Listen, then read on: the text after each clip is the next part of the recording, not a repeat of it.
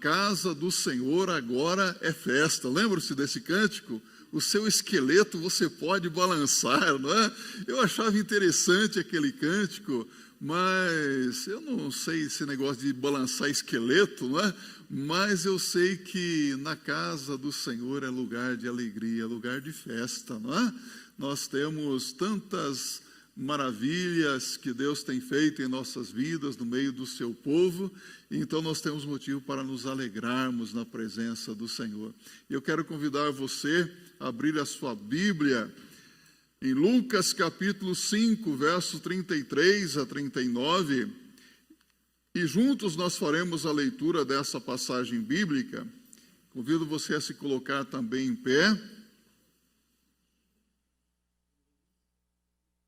Evangelho segundo escreveu Lucas, capítulo 5, verso 33 a 39. Vamos ler juntos? Disseram-lhe então eles: por que jejuam os discípulos de João muitas vezes e fazem orações como também os dos fariseus, mas os teus comem e bebem? Parece que vocês ainda não encontraram o texto. Não? Lucas 5, 33 a 39. Quem não tem uma Bíblia, se aproxime de um crente aí, por favor.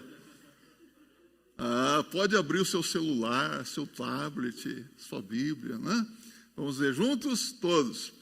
Disseram-lhe então eles: por que jejuam os discípulos de João muitas vezes e fazem orações como também os dos fariseus, mas os teus comem e bebem?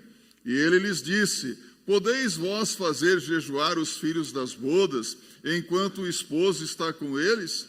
Dias virão, porém, em que o esposo lhes será tirado, e então naqueles dias jejuarão. E disse-lhes também uma parábola: ninguém deita um pedaço de uma roupa nova para coser em roupa velha, pois romperá a nova, e o remendo não condiz com a velha. E ninguém deita vinho novo em odres velhos.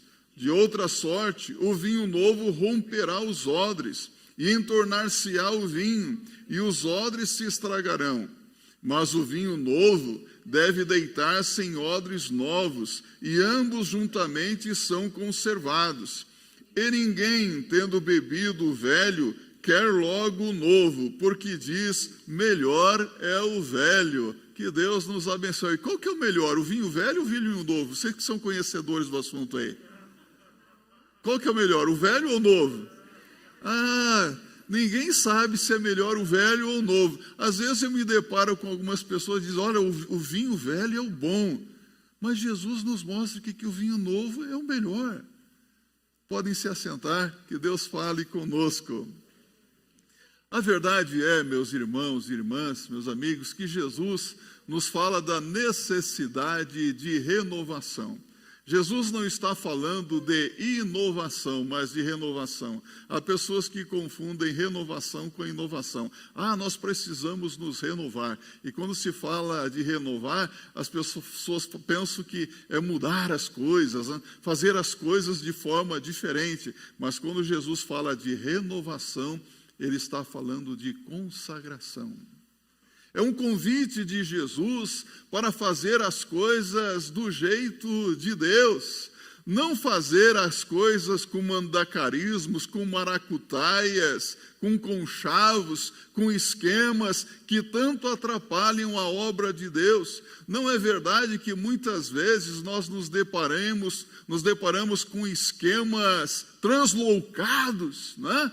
Com mandacarismos, com maracutaias, com conchavos aqui, ali e acolá, que não levam a obra de Deus adiante.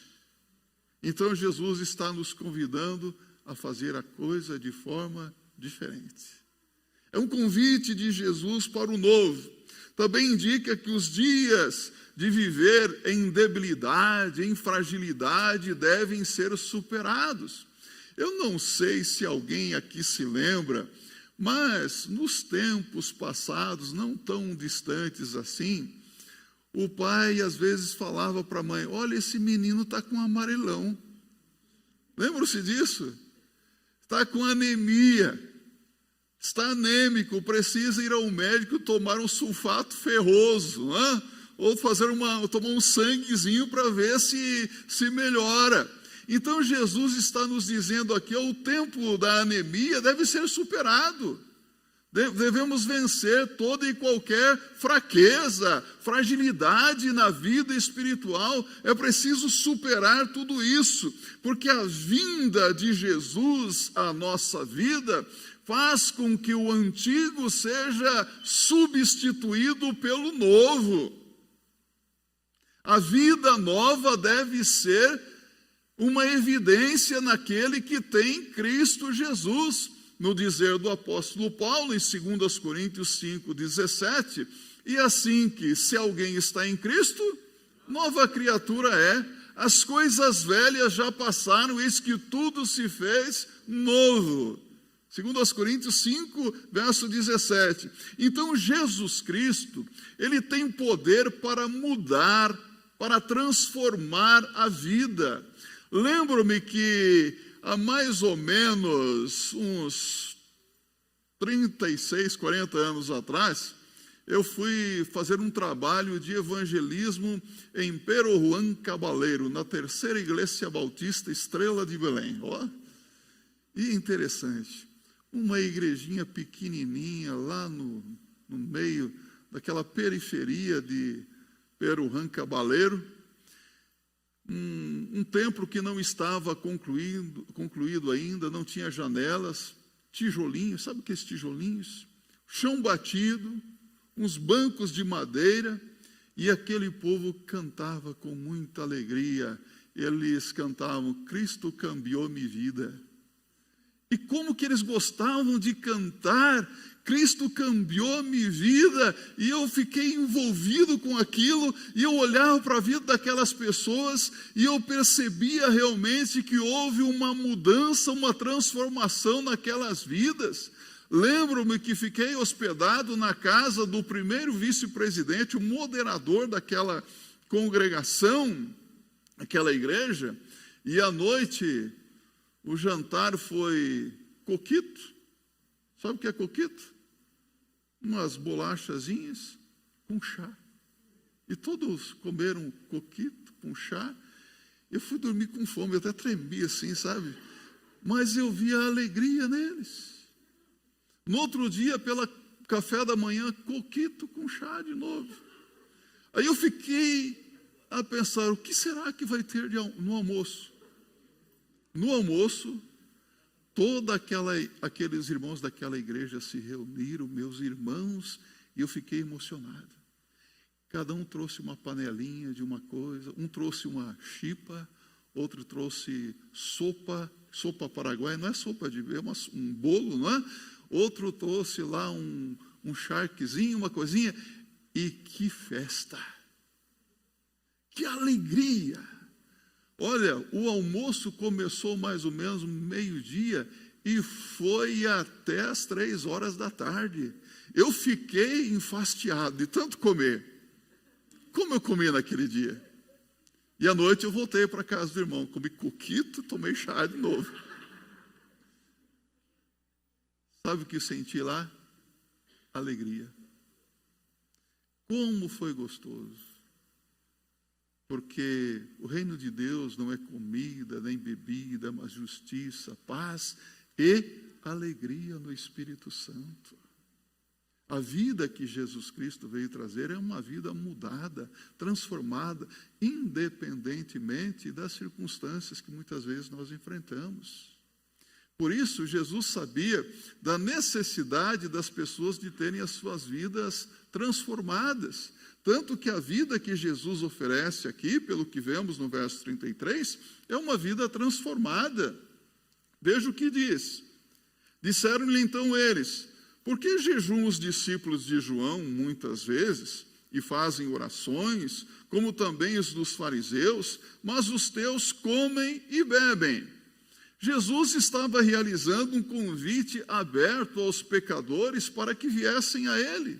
Jesus pregava em todos os lugares, apresentava as boas novas do reino de Deus, e sabe o que acontecia? As pessoas seguiam Jesus. A mensagem de Jesus era uma mensagem diferente. Era uma mensagem de amor. Não era uma mensagem de juízo como a pregada por João Batista.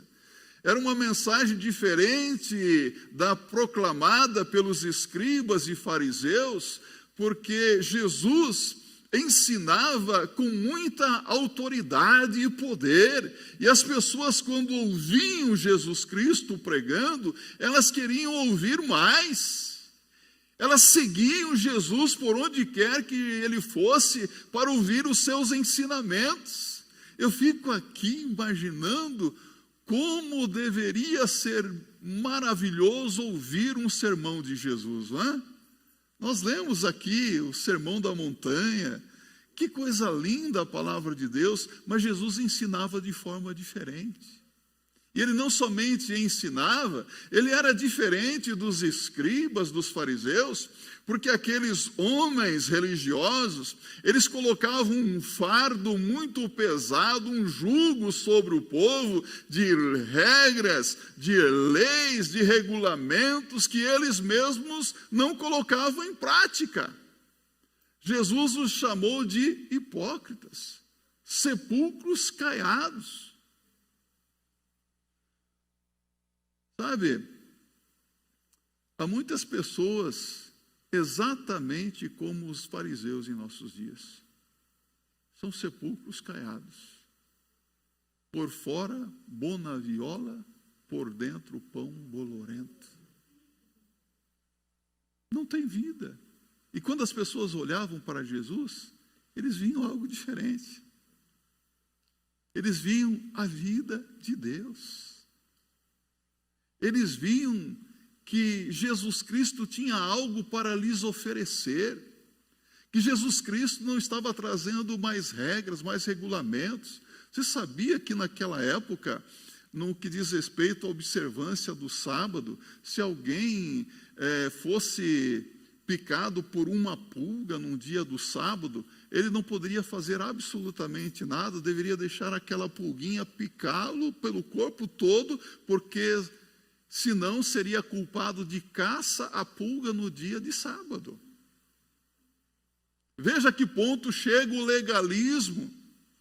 Então Jesus não traz uma religião de legalismo. A religião de Jesus Cristo é diferente. Então a religião judaica havia transformado a vida num fardo pesado, difícil de ser vivida. Eu quero perguntar para você, que já tomou uma posição ao lado de Jesus Cristo, como é a sua vida cristã? É uma vida difícil? É difícil seguir a Jesus? É um fardo para você seguir a Cristo? Obedecer a Jesus?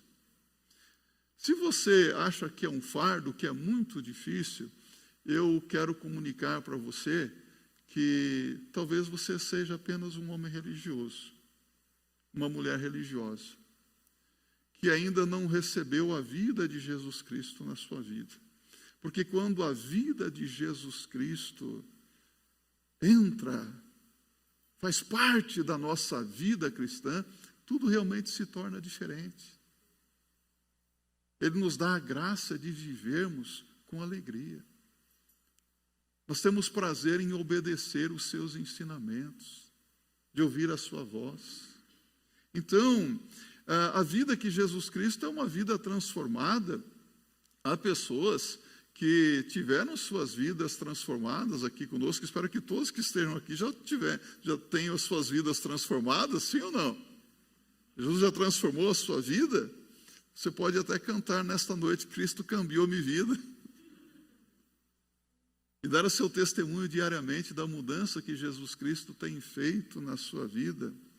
Os fariseus, eles jejuavam, e jejuavam muito, pelo menos 3 vezes por semana, e eles jejuavam para expressar uma vida espiritual piedosa. Os discípulos de João jejuavam, e jejuavam muito, mas para demonstrar a tristeza pelo pecado. E os discípulos de Jesus não jejuavam. Por quê? Porque Jesus era contra o jejum? Não. Jesus Cristo, ele cumpriu toda a lei. Jesus Cristo, ele fazia tudo o que estava escrito na palavra e ele via a necessidade de jejuar. Aliás, Moisés jejuou 40 dias, não é verdade? Os sacerdotes jejuavam. Abraão, Isaac e Jacó jejuaram. Os profetas jejuaram.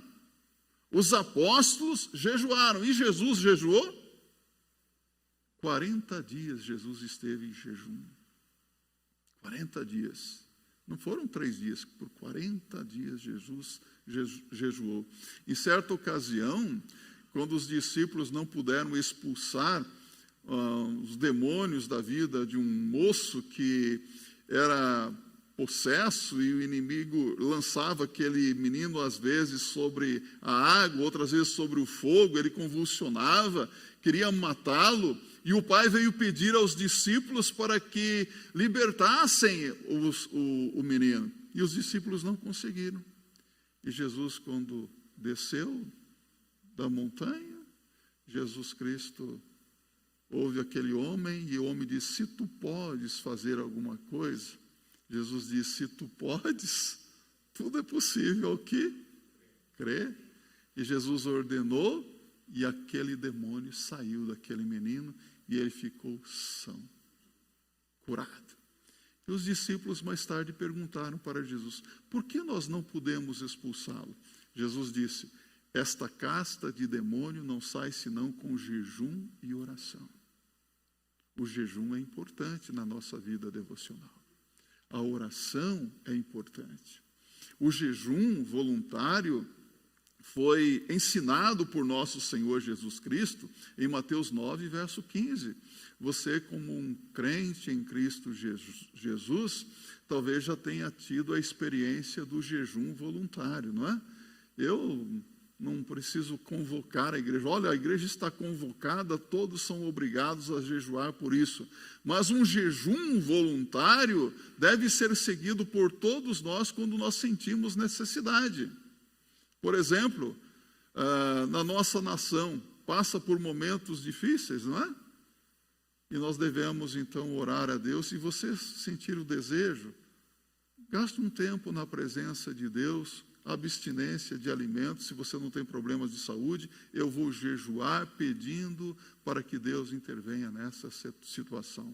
Senhor, eu vou me consagrar durante todo esse dia, lendo a Tua palavra, orando, e vou me abster de certos alimentos, mas eu quero que o Senhor saiba por que eu estou fazendo isso. Pode ser pela nação, pode ser pela igreja, pode ser por sua família, pode ser por outro motivo. Eu quero desafiar você a fazer isso. Mas quando você jejuar, você não pode fazer como esses escribas e fariseus. Quando eles jejuavam, eles desfiguravam o rosto. Eles procuravam contar, tocar trombeta, dizendo: olha, nós estamos jejuando. Para as pessoas olharem para ele: nossa, que vida piedosa. Aparência de piedade. É comum nós nos depararmos, às vezes, até com irmãos sinceros: eu estou jejuando. É mesmo, querida? É mesmo, querido? Não é assim que as mulheres falam? Querida? É mesmo? Então, fica quietinho. Já perdeu a bênção. Vai jejuar? Fica quietinho. Só você e Deus. Às vezes não precisa nem contar para o esposo, não precisa nem contar para a esposa, para o pai, para a mãe. Vai, jejua lá, você e Deus. Sabe o que a irmã pode fazer quando for jejuar? Pode usar maquiagem, que não é pecado. Como é que chama aqueles pozinhos que vocês passam no rosto? Isso, pode passar. Põe batom. Vai lá no salão, dá uma mudada no cabelo, fica ali, como é que vocês dizem? Poderosa. Empoderamento, não é? Fiquem, bonitas na presença de Deus. Não precisa parecer piedoso, piedosa. O jejum, no aramaico, significa luto. Sabia disso? Então, os fariseus, os discípulos de João, eles entendiam que era para ficar de luto. jejuando, demonstrando tristeza, e eles jejuavam para conseguir alguma coisa de Deus. Ora, nós devemos jejuar porque sentimos que isso é importante na nossa vida. Tanto é que em Isaías 58, no verso 3, a pergunta é: por que jejuamos nós e tu não atentas para isso? Por que Deus não estava atentando para o jejum deles? Porque estavam fazendo tudo errado.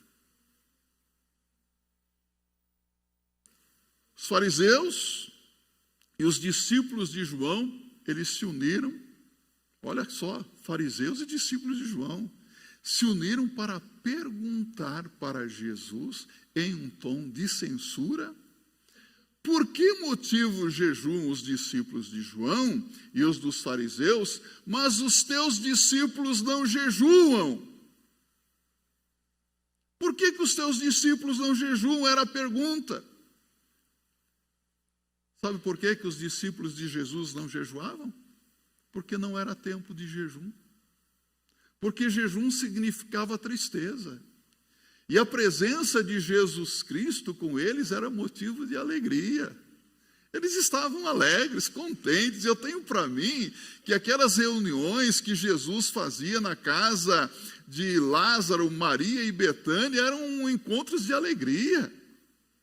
Quando Jesus estava com os seus discípulos ali, eles andavam com alegria, não com tristeza, porque Jesus estava com eles. A presença de Jesus deve trazer alegria aos nossos corações. É lamentável como que muitas vezes nós não vemos essa alegria na vida de muitas pessoas. Há pessoas que vivem aparentemente tristes, usar uma linguagem no interior, acabrunhadas, né? Desencorajadas. O grupo acusador não quis dar as boas-vindas ao reino dos céus. O grupo acusador não tinha interesse na manifestação do reino dos céus, porque eles estavam mais interessados, meus irmãos, nas manifestações da tradição. Quantas pessoas que veneram o tradicionalismo, não é verdade? Quem conheceu esta igreja aqui há 20 anos atrás? Mudou um pouquinho, ó. Mudou? A igreja era uma bênção, continua sendo uma bênção. Mas era um tradicionalismo que nem eu aguentava, digo isso para vocês. E você sabe por que todos faziam uma coisa assim? Porque nós aprendemos assim. É Gabriela, eu nasci assim, eu vivi assim. Vou ser sempre assim, vou morrer assim. Gabriela. Você tem um boletim informativo dominical impresso nas suas mãos? Tem ou não? Não? O nosso boletim, ele era um boletim informativo com a ordem do culto matutino e vespertino, prelúdio, oração de abertura, versículo bíblico de meditação, um hino, um interlúdio, e logo em seguida mais um hino, e depois um momento de oferta e mais um hino, a pregação, a oração e a bênção apostólica. Alguma coisa errada com isso? Não. É culto. Mas o problema é que quando tiramos o boletim, meu Deus, acabou o culto. Acabou o culto. A tradição. Existem algumas tradições que elas são boas. Por exemplo, escola bíblica dominical. Como é bom participar da escola bíblica dominical, estudar a palavra, mas isso é uma tradição batista. O tradicionalismo é a obra morta dos que ainda vivem. Tem que ser assim, senão não é igreja. Quem disse isso? Muitas pessoas estão aí vivendo uma vida cristã triste por causa do tradicionalismo, por causa do legalismo. Pense um pouco sobre isso. Ainda bem que batista não tem liturgia de culto. Você vai numa igreja de batista, o culto é um estilo. Você vai na outra, é um outro estilo, não é verdade? Mas o que não muda é a palavra de Deus. Os princípios da palavra de Deus, eles não podem ser quebrados, negociados, não é? Então, Jesus Cristo responde dizendo que a vida que Ele oferece é uma vida de alegria. Repita comigo. É uma vida de alegria. Ele lhes disse: podeis vós fazer jejuar os filhos das bodas, enquanto o esposo está com eles? Para Jesus, a presença dele como noivo é mais do que suficiente. Para Jesus, a presença dele com os discípulos é motivo de festa. A presença de Jesus é o mais importante. As pessoas têm que se alegrar. Jesus está dizendo: os meus discípulos estão certos, eles têm que se alegrar com as coisas que eles estão vendo, com as palavras que eles estão ouvindo, com as manifestações sobrenaturais de Deus. É motivo de alegria, de júbilo, não é motivo de tristeza. O importante não é estar celebrando o jejum, e sim desfrutar da presença do noivo, ou seja, da presença de Jesus. O importante é gastar tempo na presença do Senhor. Existe alguém que possa dar uma festa melhor do que Jesus? Noivado é motivo de festa, não é? Como é que foi o seu noivado? Quem já casou aqui? Você lembra do seu noivado? Quando você ficou noivo, estou falando do casamento ainda. Seu noivado, o que teve lá? Uma festinha e tal. Que alegria, não é? No meu só teve uma macarronada e uma aliançazinha fininha que eu comprei lá. Não tinha nem dinheiro para comprar, mas que macarronada gostosa. Que coisa boa. Mas depois vem os preparativos para o casamento, não é? A preparação é muito importante. A paixão leva o namoro ao noivado, o noivado ao casamento. E você sabe de uma coisa? Jesus Cristo compara os seus discípulos aqui como os convidados para a festa de casamento. Teve muitos convidados no seu casamento ou não? Sim? Mas ele é interessante, é que ele chama os discípulos de os filhos da câmara nupcial.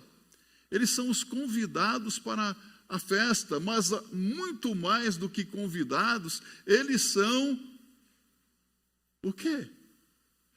A noiva. A igreja é a noiva de Cristo.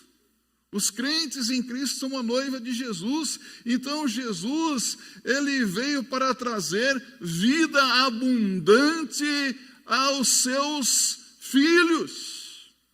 João 10, verso 10, eu vim para que tenham vida e vida com abundância, vida feliz, vida alegre, vida contente, vida eterna. Então é motivo de celebração. Então a vida cristã deve ser a fruição da alegria constante, meus irmãos.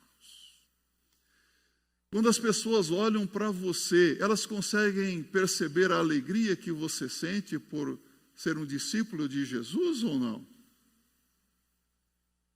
Existe alegria na sua vida? Alegria da salvação? Alegria por saber que os seus pecados estão todos cancelados, perdoados? Sim? Alegria do Senhor na sua vida? Alegria no Senhor, a vossa força? Neemias 8:10, né? Se as pessoas não verem a alegria na minha vida, na sua vida, por que elas vão querer o que você tem? Mas quando as pessoas perceberem que a sua vida cristã é uma vida diferente, porque é uma vida de alegria, então elas vão querer o que você tem, elas vão se aproximar de você e perguntar: por que você é uma pessoa tão alegre assim? Por que você vive tão contente? Elas vão se aproximar de você. A vida com Cristo é uma vida de alegria. Ontem de manhã eu estava aqui na minha sala, estudando a palavra. Os jovens, a equipe louvor estava aqui ensaiando, né? Aí, durante os ensaios, eu ouvi uns gritinhos. Falei, misericórdia, Senhor, o que está vendo aí, né? Aí depois eu desci e falei, irmã, você está contente porque no dia 2, dia dos finados, é o seu aniversário, não foi? Nós temos motivos de alegria. Não tenha receio de expressar a sua alegria no meio das pessoas. Alegrai-vos sempre no Senhor. Outra vez vos digo, alegrai-vos. Filipenses 4, verso 4, meus irmãos. Essa é a vida que Jesus oferece. A vida cristã é como uma festa de casamento. Esses dias eu estava assistindo um vídeo de um irmão que se casou recentemente aqui na nossa igreja. Ah, que festa! Vou contar para vocês, quase que me escandalizei. Eu vi os crentes dançando lá, imitando Michael Jackson. Jesus, o que é isso? Mas a alegria. Você sabe por que havia alegria naquele casamento? Porque era festa de casamento, não era funeral. Se fosse funeral, haveria motivo para tristeza, para choro. Compreende isso? É isso que a palavra de Deus está nos mostrando. A festa de casamento é uma celebração de alegria e não de tristeza, né? A piedade farisaica era medida pela tristeza do jejum. A piedade cristã manifesta-se na alegria pela presença de Jesus. Todas as vezes que nós nos dirigimos para a casa de Deus, o nosso sentimento deve ser de muita alegria, como diz o salmista no Salmo 122. O que é que ele diz? Alegrei-me quando me disseram, vamos à casa do Senhor. Servi ao Senhor com alegria e apresentai-vos diante dele com cânticos, com júbilo, não é? Então, para essa semana de casamento, os convidados eles ficavam ali na câmara nupcial. Era uma semana de festa, meus irmãos. Você pode imaginar isso?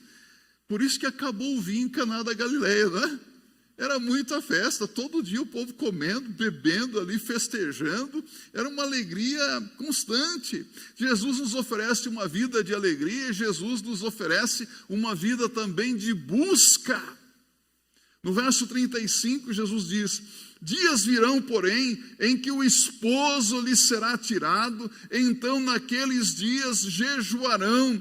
Jesus estava se referindo à sua morte, à sua partida, e ele sabia que quando ele fosse tirado, quando ele fosse assunto aos céus, os seus discípulos ficariam tristes. E não é verdade que quando Jesus morreu na cruz do Calvário, os discípulos se entristeceram profundamente? Lembram-se dos 2 discípulos no caminho de Emaús? Eles estavam tão tristes, tão decepcionados, que eles não conseguiram reconhecer que era Jesus quem falava com eles. Eles só reconheceram Jesus quando estavam na casa no partir do pão, e Jesus desapareceu diante deles. E eles saem dali com alegria para anunciar a boa nova da ressurreição de Jesus. Jesus sabia que os seus discípulos ficariam entristecidos. Hoje nós celebramos a alegria da nossa salvação, mas um dia nós nos alegraremos porque a promessa de Jesus se cumprirá. Na casa do meu Pai há muitas moradas. Já pensou quando nós adentrarmos as moradas celestiais? Quando um pecador se arrepende, o que acontece no céu? Festa. Os anjos se alegram por um pecador que se arrepende, por uma vida. Então, meus irmãos, estaremos para sempre com Ele, e isso deve encher o nosso coração de gratidão. A vida que Jesus deu a você é uma vida de alegria? É uma vida de lutas? De aflições? Jesus diz: no mundo tereis aflições. Mas se você não sente alegria no seu coração, alguma coisa ainda está errada.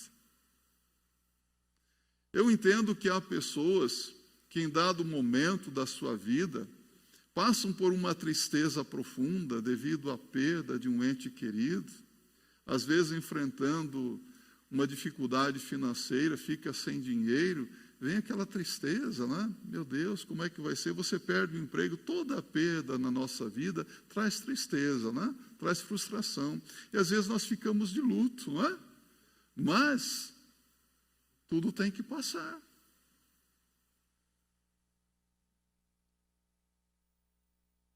Alegria no Senhor, a vossa força. Às vezes nós temos que tirar força da fraqueza. Firmar-se no Senhor. Devemos orar por aqueles que por alguma razão estão enfrentando o problema da depressão. Mas se alguém ficar deprimido, desencorajado, aqui deve buscar ao Senhor, porque a vida que Jesus oferece é uma vida de busca. O problema é que às vezes nós buscamos remédios, buscamos medicamentos, buscamos ajuda em um outro. Lembra-se do rei Asa? O rei Asa, ele buscou o auxílio dos médicos na sua enfermidade de que morreu. Não havia nenhum problema em buscar os remédios dos médicos. O problema é que ele não buscou a Deus, não confiou em Deus. Devemos buscar ao Senhor. Vida cristã é uma vida de busca. Buscar-me-eis quando me buscardes de todo o vosso coração. Clama a mim e anunciar-te-ei coisas grandes e firmes que ainda não sabes. A vida que Jesus Cristo oferece é uma vida de aventura. Olha o verso 37 e 38. E ninguém deita vinho novo em odres velhos, de outra sorte o vinho novo romperá os odres e entornar-se-á o vinho, e os odres se estragarão, mas o vinho novo deve deitar-se em odres novos, e ambos juntamente são conservados. É uma aventura seguir a Jesus ou não é? Quem segue a Jesus vive intensamente. São tantas emoções, não é, meus irmãos? Tantas coisas que acontecem conosco na jornada cristã. A vida com Jesus é uma vida de aventura. Porque a vida cristã também não pode ser acondicionada numa estrutura antiga, arcaica, ultrapassada. É isso que Jesus está dizendo. Há coisas que não servem mais para nós. Há coisas que têm que ser dispensadas, descartadas, porque são coisas novas. Um bebê, quando nasce, ele precisa de vestes novas quase que diariamente, não é verdade? De repente chegam pessoas com doação. Pastor, eu quero doar para alguém que tem um filho. E vem, puxa, enxoval completo, porque a roupa às vezes é usada uma só vez, porque não serve mais. Tem que ser vestes novas, porque há um crescimento, há uma mudança. Novo homem, novas vestes. Uma nova maneira de viver. Vida cristã não combina com vida de judaísmo. Ora, você sendo um crente em Cristo Jesus, você é então um cristão. Já pensou se como cristão nós começarmos a observar as tradições judaicas? Vamos fazer aqui a festa dos tabernáculos na igreja? O que vocês acham? Tem alguma coisa a ver com a gente? Não. A festa das trombetas? A festa do Pentecostes? Não. 50 dias. Aquela estrutura antiga do judaísmo não combina mais com o cristianismo. É isso que Jesus nos diz aqui. Ou seja, o vinho novo ainda está em processo de fermentação, portanto, exige odres novos. Você se lembra que odres eram uma espécie de bolsa de couro, era uma bolsa de couro, e tinha que ser nova para se colocar o vinho novo, porque o vinho novo, com o tempo, ele começa a fermentar e a pressão é muito grande. E se a bolsa não for nova, ela não vai ter a elasticidade suficiente para suportar a pressão, e ela vai então se romper. Não se coloca vinho novo em odres antigos, em odres endurecidos que perderam a elasticidade, porque se isso acontecer, vai se perder o vinho e também o odre. Então Jesus está dizendo, coisa velha com coisa nova não combina. Roupa velha com remendo novo, não combina. Porque o que acontece? Vai esgarçar. Vai se perder o remendo feito.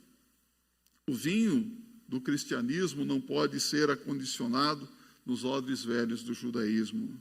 Então, Cristo requer novos métodos e novas estruturas. Não podemos ter o nosso coração duro como os odres ressecados pelo tempo. O nosso coração tem que ser um coração maleável, um coração aberto para receber as novidades de Deus, um coração novo para suportar as pressões. Quantas pressões!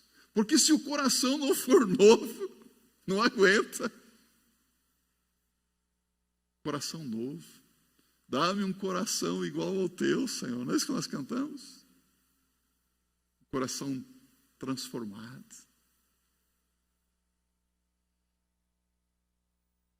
Quando Jesus realizou o seu primeiro milagre, foi numa festa de casamento em Caná da Galileia. Jesus transformou água em vinho. Acabou o vinho velho e Jesus trouxe o vinho novo, o melhor. Você entende isso? O primeiro milagre de Jesus, ele acabou o vinho velho. Agora é novo. Eu não sei como é que está a sua vida, mas se existe alguma coisa velha na sua vida que precisa ser transformada, Jesus pode transformar tudo novo. Jesus pode fazer algo maravilhoso acontecer na sua vida. Realmente, as novas do Evangelho são incomparavelmente melhor do que qualquer tradicionalismo ou legalismo. Que Deus nos livre de sermos uma igreja legalista. Uma igreja que se prende a coisas que não têm muita importância. O que é melhor, meus irmãos? Pergunta para você, o que é melhor? Jesus é melhor? Lembra-se da música do autor sacro? Quem tem Jesus tem tudo. Quem não tem, não tem nada. Não podemos perder a presença de Jesus. Não podemos jamais perder a comunhão com o Senhor Jesus Cristo. Precisamos desfrutar da presença real e constante de Jesus todos os dias da nossa vida. Então, como é que nós podemos aplicar esses ensinamentos da palavra de Deus em nossas vidas? Simples. Melhor é o novo. Repita comigo. Melhor é o novo. Qual que é o melhor? O vinho velho ou o vinho novo? Vocês que são conhecedores? Tem gente que conhece. Aquela vez eu pergunto, qual que é a novela que está passando às 8 horas da noite? Ninguém lembra. A das 8, das 9? Das 7? Não lembro. Ninguém não lembra, não é? Algumas pessoas dizem que o vinho velho é o melhor. Não, é o vinho novo. As coisas novas de Deus na sua vida. Então o Senhor quer nos dar coisas novas, o Senhor quer nos dar coisas melhores. Você quer o melhor de Deus na sua vida? Jesus está pronto para te dar. Então nós devemos buscar, desejar, alegrar-nos com a presença do Senhor Jesus Cristo, alegrarmos na plenitude plenitude do Espírito Santo até transbordar de alegria. Eu desejo que você hoje saia daqui com o seu coração cheio de alegria pelo melhor de Deus na sua vida. Deus quer fazer o melhor na sua vida. Há muitas pessoas que estão aí vivendo vida tão triste. Amanhã, que dia é? Dia de tristeza. Amanhã é um dia como qualquer outro. Todos os dias fez o Senhor. Aqueles queridos que já partiram para a eternidade devem ser lembrados, sim, mas a vida continua. A vida com Cristo não é uma vida de tristeza, é uma vida de alegria. Vou lembrar mais uma vez do Paraguai. O povo paraguaio tem umas tradições interessantes. Morei lá um bom tempo. E, bem na verdade, eu não morei no Paraguai, eu morava em Paranhos, divisa do Brasil com o Paraguai. Meu pai, ele era empreiteiro. Lá no passado se chamava gato, né? Pegava obras, ele pegou o destacamento do exército da fronteira do Brasil para construir o exército, né? E eu, pequenininho, morava lá. E você sabe que havia um cemitério do outro lado da fronteira da divisa, no Paraguai, cidade de Paranhos também, Paranhos, Paraguai. E no dia dos finados, que festa! Em cima do túmulo havia chipa, sopa paraguaia, e você chegava lá e comia, saía empanturrado de tanto comer chipa e sopa paraguaia. Fala para mim, irmão, você que veio de lá, não é verdade? É ou não é? Não era legal? E o povo ia se abraçar no cemitério. Você já viu isso? Deixa eu dizer uma coisa para você. Se você encontrar amanhã alguém triste, apresenta para eles a alegria que é em Cristo Jesus. Você pode dizer, Jesus é a nossa alegria. Amém? Essa é a vida que Jesus nos oferece. Vida mudada, transformada, de busca constante, mas é uma vida de alegria. Amém? O convite de Jesus para você nesta noite é uma vida de renovação. O que é que precisa ser renovado na sua vida? Pense um pouco. É uma vida de consagração. Uma vida sem esquemas, sem maracutais, sem mandacarismos, sem conchavos. É uma vida de busca de Deus, de busca do Senhor. Porque se nós voltarmos ao velho, às coisas antigas, nós nos complicaremos cada vez mais. Jesus nos oferece algo novo, uma vida nova, nos mostra que nós podemos fazer as coisas de modo diferente também. Topa esse negócio? Vamos fazer isso, meus irmãos? Eu estou aqui, diante de Deus, na presença dos irmãos, dizendo para o Senhor, Senhor, eu coloco a minha vida nas tuas mãos, eu quero viver uma vida de dedicação, de consagração ao Senhor. Eu quero fazer as coisas do jeito de Deus. É esse o desejo do seu coração? Vamos fazer esse compromisso com o Senhor nesta noite? Vamos? Então você e Deus agora, você pode falar para Ele agora isso? Curva a sua cabeça, feche os seus olhos. Diga para o Senhor do desejo do seu coração. Essa vida que Jesus nos oferece é uma vida de simplicidade, mas é uma vida tão diferente, não é? É um novo estilo de vida. Nosso Deus, somos muito agradecidos por esta noite na Tua presença, agradecidos por Tua palavra que vem aos nossos corações, nos mostrando que a vida com o Senhor Jesus Cristo é uma vida realmente diferente, é uma vida de alegria no meio das lutas, é uma vida que muitas vezes as pessoas que nos observam não conseguem entender, Senhor, mas é uma vida, Senhor Deus, que faz com que outros sejam alcançados também. Então nós suplicamos que o Senhor nos ajude a viver de tal maneira que a nossa vida não seja de uma piedade aparente, não seja uma vida, Senhor Deus, que não corresponda à realidade do que a Tua palavra ensina, mas que o Senhor nos ajude a cada momento da nossa vida, vivermos de tal maneira que as pessoas à nossa volta possam perceber que houve uma mudança significativa em nossos corações, Senhor.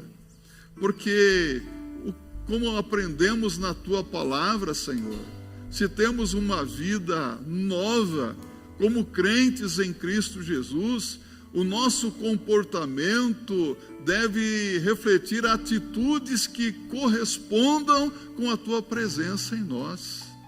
Então nós pedimos, Senhor, ajuda-nos a ter atitudes que mostrem para os outros que nós somos discípulos de Jesus, que nós somos um povo diferente, sim, um povo que muitas vezes não é compreendido, mas um povo amado pelo Senhor, porque nós somos a Tua igreja, nós somos a noiva do Senhor, e o que o Senhor está preparando para aquele grande dia, aquele encontro maravilhoso, quando nós estaremos com o Senhor em festa por toda a eternidade, Senhor. Nosso Deus, nós suplicamos, ajuda-nos a ter uma vida de consagração, uma vida de renovação espiritual a cada dia, para o Teu louvor e glória, em nome de Jesus. Amém. E agora, irmãos, que o amor de Deus o Pai, a graça bendita e soberana de nosso Senhor e Salvador Jesus Cristo, a comunhão e consolação do Espírito Santo, seja convosco e com todo o povo de Deus espalhado sobre a face da terra, hoje e para todos sempre. Amém.